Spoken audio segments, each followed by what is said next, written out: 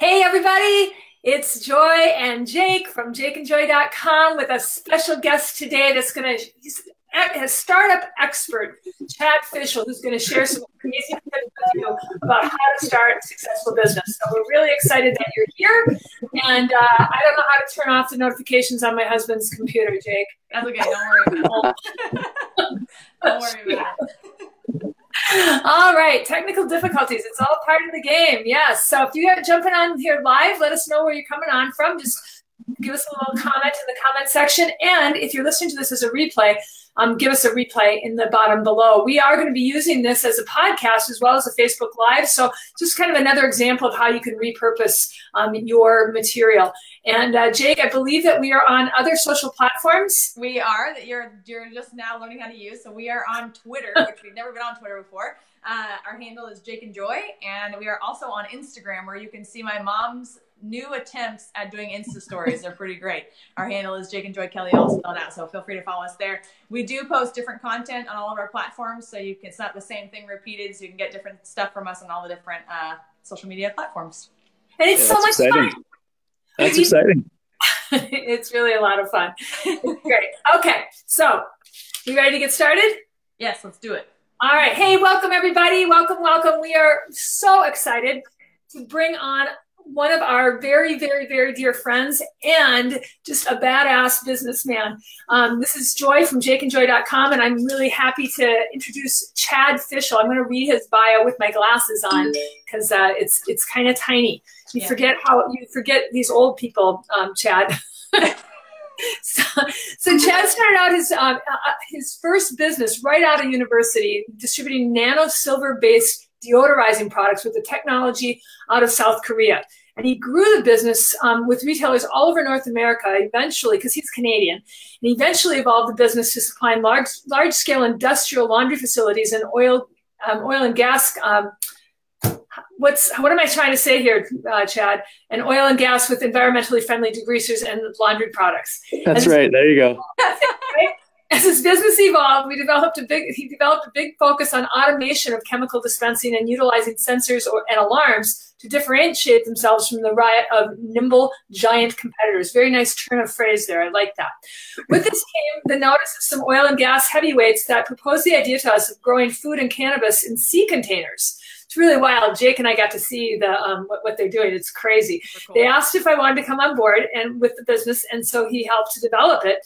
And now they're farm boys. And Chad, is there a website that people can go to learn more about what you're doing? Yes, it's farmboysdesign.com. Okay, cool. We'll put that in the comment section too. It's a company that's research and development focused and is building modular growing systems that are nearly fully automated using the same vertical aeroponic systems that Jake and I talked to you guys about.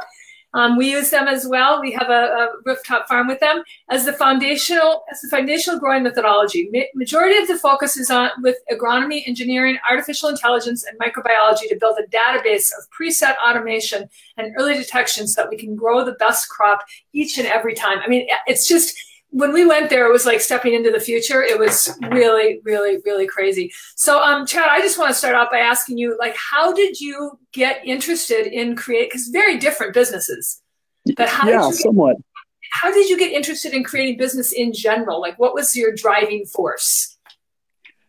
To get into business, I mean, for myself, it's always been, creating your own ideas, being able to see them through, being able to write your own destiny kind of thing. I just find that exciting rather than, taking directive from someone else and, just doing the tasks that they want you to do. I've always had an interest in, chasing new ideas and being creative and just doing things differently than the way it's been done before. And that's kind of what drew us to this project, because it was just so cool with the grow methodology of the vertical systems, where it could be implemented in so many different ways, whether it's growing it on a rooftop like you guys are in Santa Barbara or growing it in modular systems for the far north. There's just so much cool application for something like this. And that was what, really drew us to this business anyway. But just business in general, it's definitely been just being able to, let your creative drive out and being able to, write your own destiny, I guess. Yeah. Super cool. We should put some, I have some pictures from when we went there. We should put, if it's okay with you, we should put some pictures in the comments so people can see. Yeah. Like, it's totally hard to imagine just like describing it, but like walking into it was like, seriously, like you could like walking into the future, like on a different planet. It was amazing. Well, we're gonna have to get you guys up for another visit for Gen 2 because it's gonna be a really like blow your head off kind of look to it. It's gonna be pretty cool. Cool. So excited. So I've got a few questions for you, and then we'll end with two questions that we ask everybody who comes onto our show. But these three are specifically for you. So the first one is, you know, you started your first business, and then you've really helped or really been instrumental in launching this second business. You know, what does it take to create a business like that? You know, we work in network marketing and online marketing, and it's the startup for what we do is very minimal compared to what it must take to start a business like you have done. Can you talk a little bit about what that takes? Yeah. You know, some of the cliche ones definitely are true. Like it's 100% persistence. You know, willing to hear 100 no's before you hear a yes. And each time you hear that no, maybe taking into account what they're saying and, you know, pivoting your strategy a little bit and, you know, not always being so stuck in your own ideas, but listening to others and actually taking their advice and, you know, doing things differently is definitely something you need to do in order to be successful. I think what I see anyway is a lot of people that get stubborn in their one way of doing something without opening up their eyes to what's going on around them and advice they're getting from other people or, you know, whatever it might be. But definitely having that ability to pivot quick, especially in the market that we exist in now with, you know, social media and quick access to information, you know, you got to be able to adjust your sales very quickly.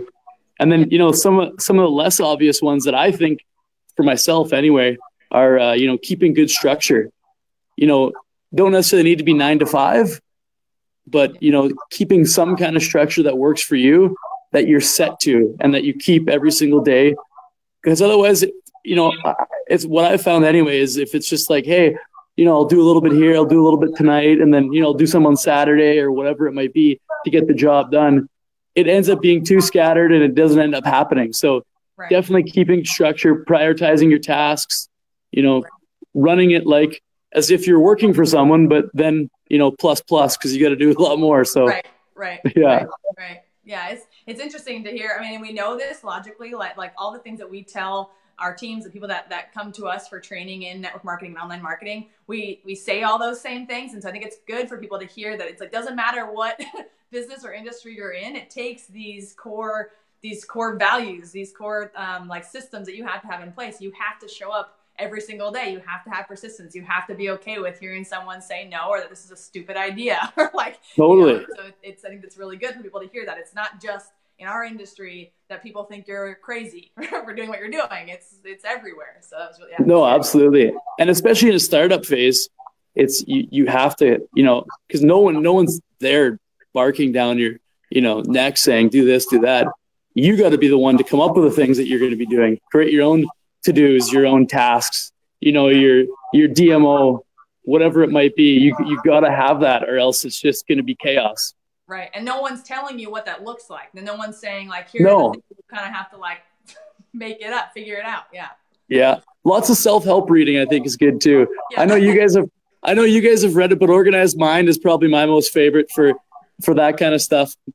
It's definitely, you know, externalizing memories, removing those silly routine tasks and things that don't need to be done, or remembering those really silly things and opening up your memory and your mind to being able to do other things and tasking yourself with things that count.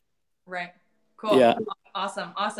So I just want to throw something in there really quick about Organized Mind. I do have a short YouTube training on that takes that. That's a pretty big book. If you want to get the cliff notes, you can search Joy Kelly Organized Mind. It's not my best book, but it's a good concise condensation of that book. Yeah, no, that's a good idea, because often when I recommend that book to people, they're like, it's too big. I don't got time. Yeah. Awesome. So my second question is, you know, with Farm Boys, you know, I'm sure you looked into so many different types of technology, so many different options to use in terms of the growing systems. So can you talk about the reason that you chose our vertical towers that, that we work with? What had you choose those?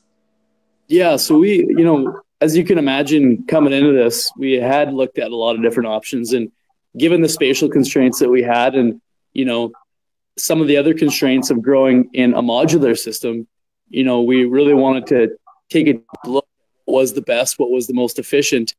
And, the vertical system that we use and you guys use, it was just, to be perfectly honest, it was the most simplified.